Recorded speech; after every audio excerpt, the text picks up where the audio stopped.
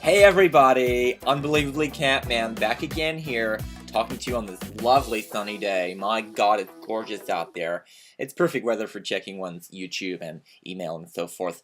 So anyway, I was very keen to find out what the response was to my blog posting. So I logged in, and I saw I had an email, and I was surprised and quite pleased to find that there was an offer on enhancing sexual services, and I thought, how nice of them to do that, to contact me directly with that fabulous offer, so I'm going to check that out later.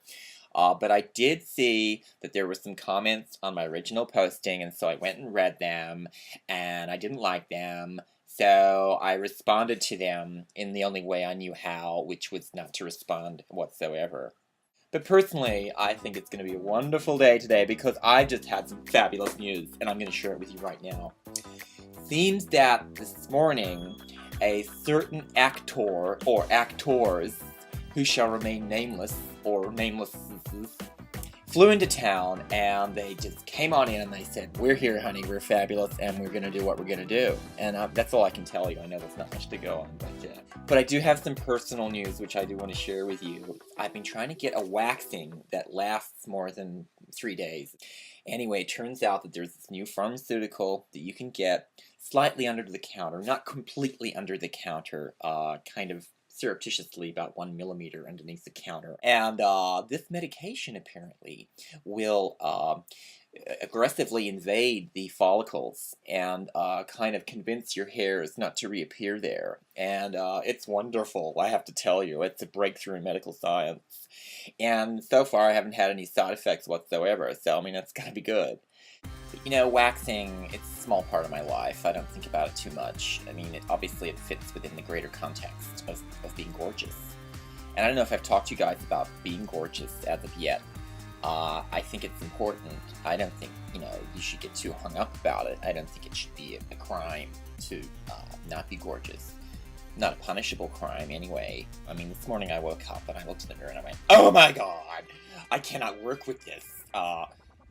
Get me to Botox," that kind of thing. I don't use Botox. But, the gorgeousness comes from within, obviously.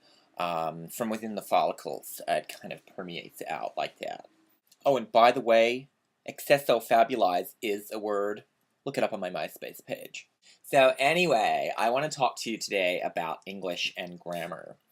That's right, I have a mind and I like to use it. And I thought to myself the other day, I noticed that the word gorgeous, which I tend to think about quite a bit, is if you take the kind of the root of the word gorge, and you think about gorging yourself with pastries and creamy puffy things, and quite quickly you realize that the two ideas are mutually exclusive. It's very difficult to gorge yourself and remain gorgeous, and I don't care who you are, and I don't care how many pounds you think that you won't be packing on, because you're going to be burning fat at rest, because you have that super fabulous device at home that plugs into the wall, and then plugs into you, and then goes to work. I don't care how much you'd want to think that's going to help, it's just not going to work.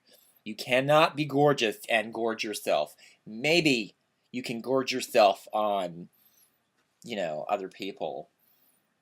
I wasn't born like this, by the way. I had to work very hard and very long for my gorgeousness and my fabulosity, and those things are things that I don't take for granted. And we edit it down, we make it fabulous. I mean, I'm only 60% fabulous, and the rest is editing. But that's okay. It's okay to be even just a snippet of fabulous. My god! Nicole Richie, I mean, she has like this much talent, and somehow, through some sort of Photoshop bicubic interpolation, they have raised that fabulousness in terms of her profile. And I don't think that's right. I don't think it's right to augment yourself with technology. And I don't care who you are. And I don't care who you think you are. And I don't care who other people think that you are. It's just not going to happen. So anyway, you might be wondering, how did I get to be so fabulous? And when I wasn't born that way. I was not born to fabulous parents. This is true. Yes, I did go to school at a fairly kind of burly kind of place, and they weren't much into drama and rugby, which is what I wanted to play. It's important to improve your mind, and for many people that's the first step. However, for me, the first step was dropping 30 pounds and getting a waxing. And oh, by the way, fake tan, when I grew up, was in a very rudimentary state. And I do recall a number of social engagements where I was just absolutely mortified. Because I turned up and I looked like some kind of cookie gone wrong. Some kind of brownie baked. Not quite enough, but too much in some places. And it was very hard for me. And plus, the range of possible partners for me back then was a little limited. I did have a few dates with a couple of girls, and they were nice and everything. I think that they sussed me out pretty quickly. Uh, it was probably the right thing to offer them compliments, but telling them that they looked absolutely gorgeous and fabulous, darling, probably wasn't the right way to go about it. I probably should have acted a little cooler, and that might have avoided the altercation with the football players there. But anyway, that's another story, and I won't go there now. Oh my god, I cannot believe I forgot to tell you this. I have received the most exciting news in my life.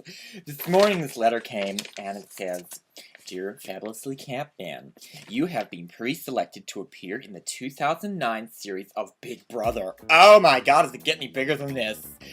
The show that I made part of my life for so many years now, it's come to me. And I guess they thought I was fabulous. I sent them a video application and basically pleading my case, and they listened.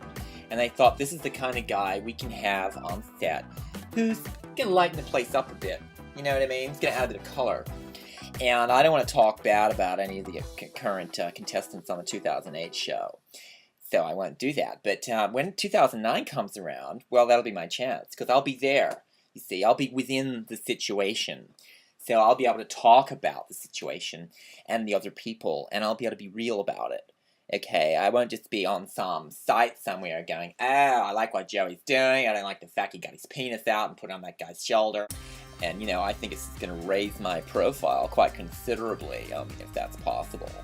But I just can't wait, I've been pre-selecting my wardrobe for days now, even though the letter arrived this morning. And it's going to be just so amazing that I can't put a foot wrong. You know what I mean? I've got to have, for however long I'm there, I've basically planned out the entire maximum length of my stay there in the Big Brother house. I cannot, of course, plan for whoever else turns up there. I don't know who else they're talking to. But I'm imagining that they're going to have a bitchy camp guy, that's me, and I imagine that they're probably going to have a pretty homophobic fella, Chet or Chuck or Chad or something like that, I'm not sure. Although I think Chad can kind of go either way. And, of course, they'll have a slightly overweight lady. I haven't done that for a few years, but I hear they're being lobbied by some groups there. I don't want to talk about that. If you can't drop the pounds, then you shouldn't be making the sounds.